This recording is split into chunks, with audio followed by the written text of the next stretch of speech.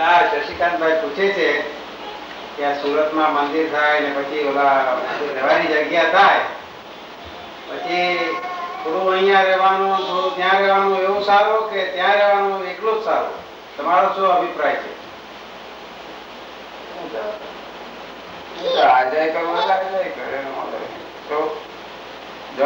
સારી હોય અને ઈચ્છા હોય ઉત્સુકતા હોય તો આમ જવું તો 3-4 મહિના તો રહેવું નહીં રહેવું.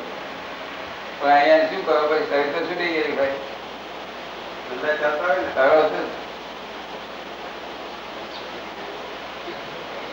દાદા તમે અહીંયા આવો એટલે અમારે બધાને આવવું જ પડે ને. અહીંયા ત્યાં હોઈએ તો બી મારે એટલા બધા વરસાદ નહીં થાય. જ્યાં ખોલ્યા પછી અમારે એકાદ મહિનો આપવો કેમ દાદા એવું? પછી લોકો ત્યાંના લોકો બહુ લાભ આપવાનો, જબરદસ્ત લાભ આપવાનો. પછી ત્યાં મંદિરમાં જ રહેવાનું દાદા? અત્યારે એમનું થઈ ગયું છે બધું. કમ્પ્લીટ થઈ ગયું. જેટલા લોકો માણસ એટલે પામી જાય.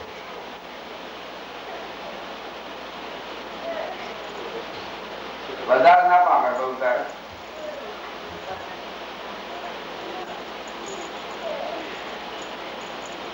દાદા દીનાભાઈ પૂછે છે આત્મા અને પરમાત્મા સમજાવો.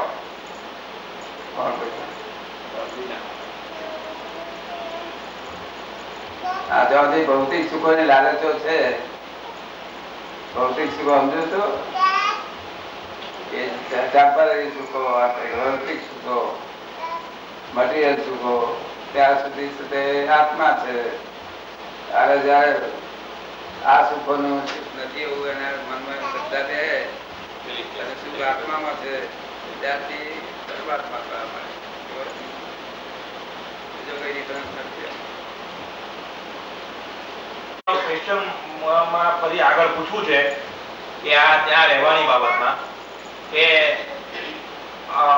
પેરેન્ટ્સ તો ઈચ્છા હોય કે આપણે ત્યાં જ રહીએ, પણ છોકરાઓ અમુક ઉંમરના થઈ ગયા એમને અહીંયા રહેવું હોય એટલે પછી અડધું તો અહીંયા આવવું જ પડે ને. ભરત તો છોકરાઓ એ લોકો પરણીને ઠેકાણે ના પડે, એ લોકો મોટા થઈને પરણીને ઠેકાણે ના પડેલા હોય ત્યાં સુધી તો આપણી ઠેકાણે પડ્યા હતા. તો અવાય જ ને દાદા, તો અવાય તો there is no problem. પછી પણ જ્યાં સુધી પરણ્યા અમુક ઉંમર સુધી ના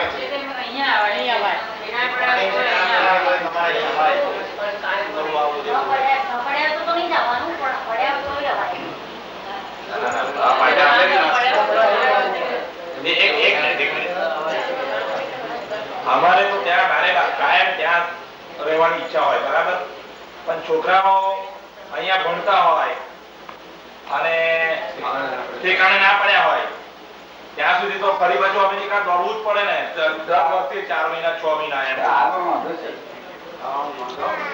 આપડે ત્યાં નહીં થાય ને થાય બંને. અરે ત્યાં કઈ વહેલું આવવું એવું કઈ નથી, પણ એનો કોઈ બીજો રસ્તો કદાચ આપણી પાસે હોય. બધા રસ્તા નીકળશે, સરસ નીકળશે. તમે જેવા જોઈએ કલ્પના કરશો નહીં હોય.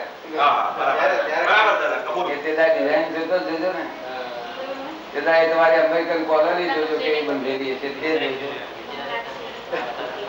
કોલોની નામ અમેરિકન કોલોની. પેલા ઇન્ડિયા વાળાના જુદા મકાન અને તમારું છાપરા વાળા મકાન. એ લોકોને એવું લાગે નહીં આ દાદા ડિસ્ક્રિમિનેટ કરે છે અમેરિકન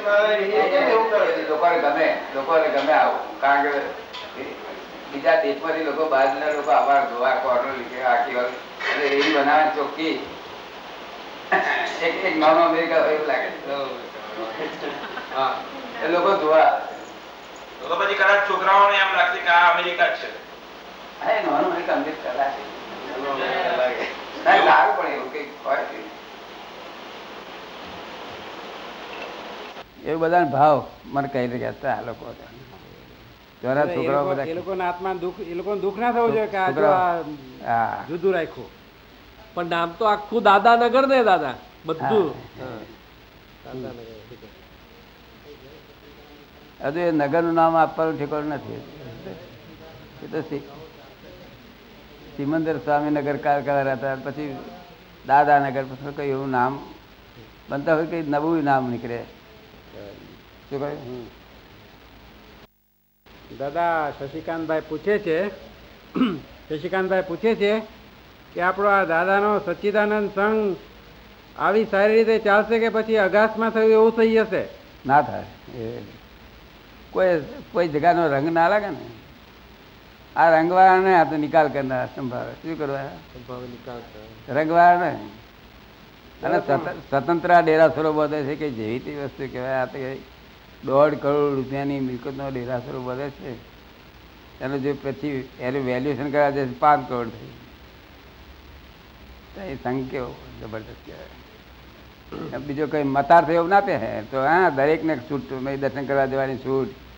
અને પહેરે તો મને પહેરવાની કપડા બદલો કે છે, કપડા બદલો કે છે, આ કપડા ના જવાય કે.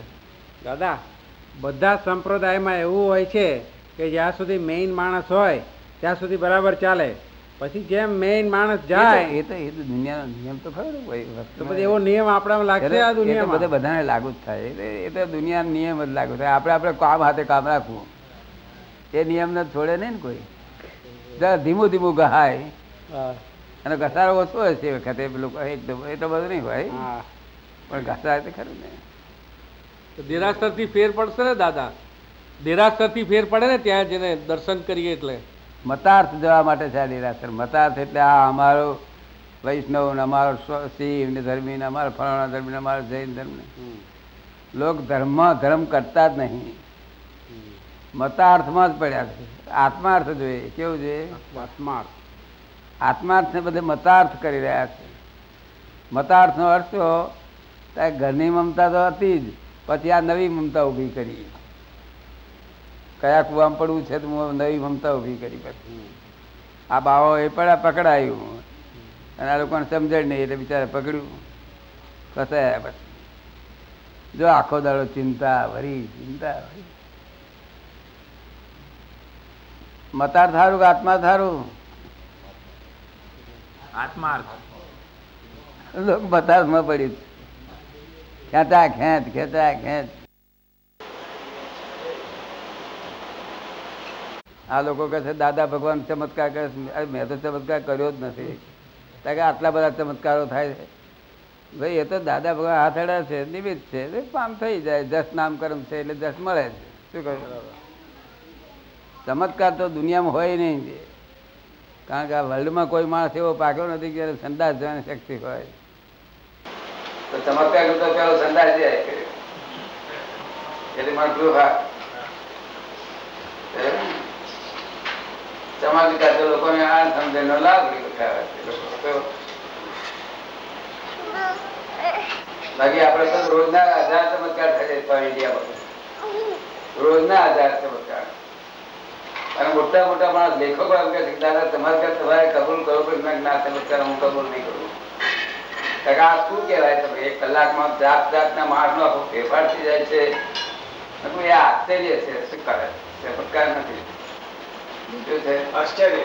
હા, એ આશ્ચર્ય ઐશ્વર્યના પ્રતાપ છે. શું છે?